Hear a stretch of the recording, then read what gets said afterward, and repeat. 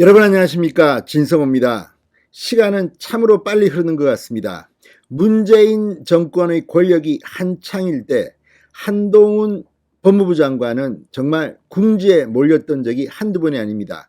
그 중에서도 채널A 사건 수사를 받을 당시 이 서울중앙지검 형사 1부장이었던 이 정진웅 검사가 한동훈 장관의 휴대폰을 뺏으려는 과정에서 이 물리적 충돌이 일어났고, 한동훈 당시 검사장은 그 현장에서 바로 고발장을 썼습니다.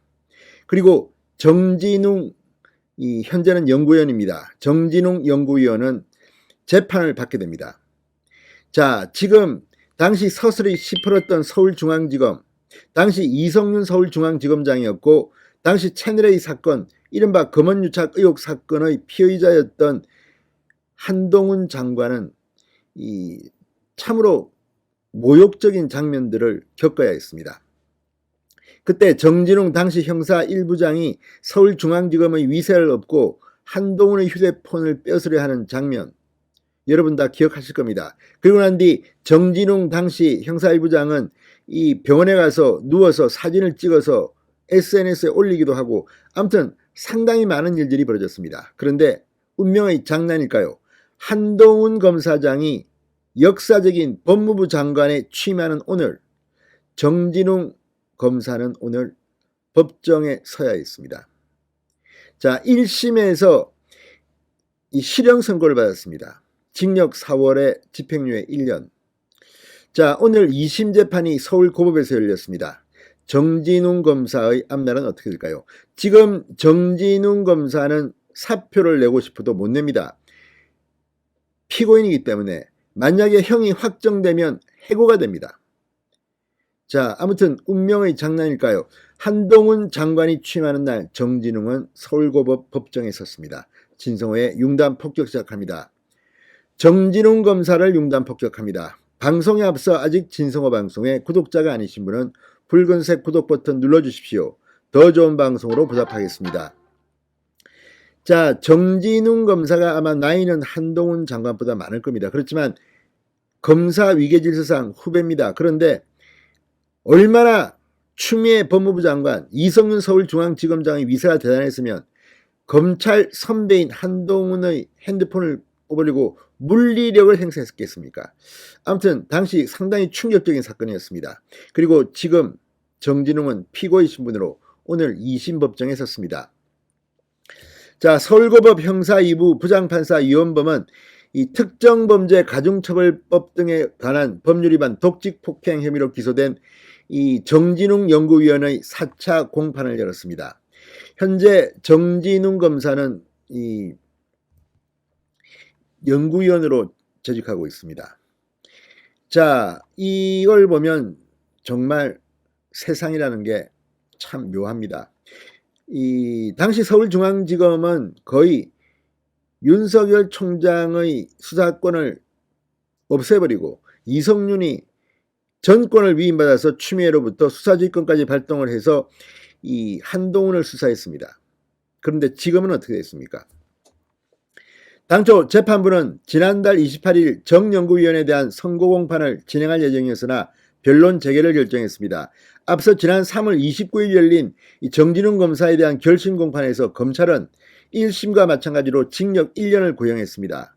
항소심 재판부는 최종적으로 선고를 준비하는 과정에서 공소 사실과 원심 판결의 범죄 사실의 차이가 있고 경계가 모호하다, 양측이 어디까지 인정하고 다르게 기억하고 있는지 확인이 필요하다고 설명했습니다.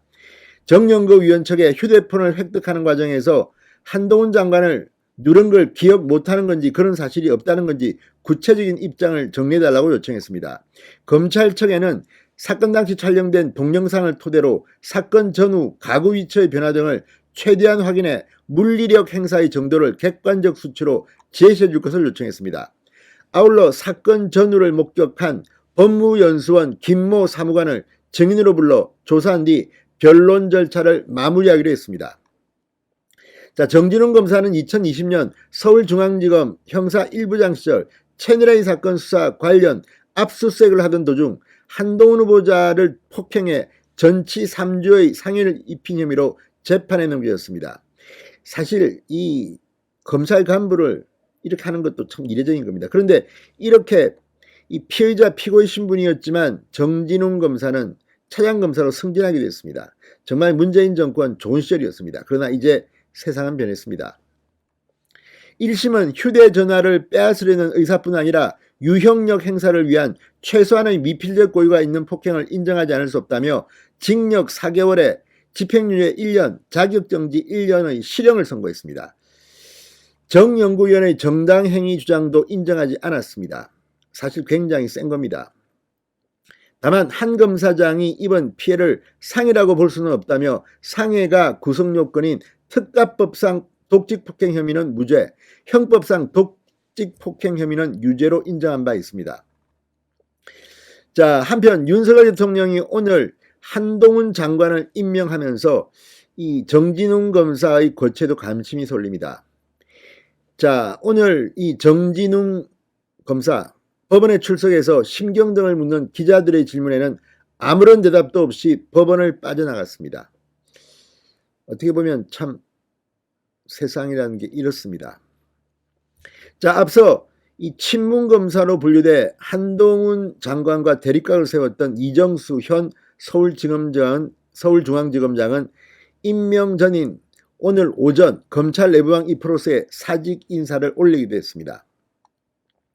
자, 근데 정진웅 검사의 경우 당장 사직은 어려울 전망입니다. 국가공무원법 제78조의 4, 2항에 따라 비위와 관련해 형사사건으로 기소된 공무원은 퇴직이 제한됩니다. 징역 4개월에 집행유예 1년입니다.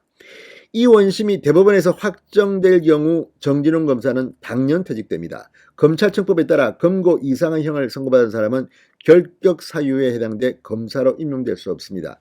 파이어 되는 겁니다. 자, 어쨌든 어떤 점에서는 뭐 정진웅 검사가 좀 이제는 세상이 바뀌어서 좀 안 돼 보이기도 합니다. 그럼에도 불구하고 이런 것들을 보면 권력은 언제나 영원할 수 없습니다. 평소에 처신을 잘해야 될 것 같습니다. 신성호의 융단 폭격이었습니다. 여러분 감사합니다.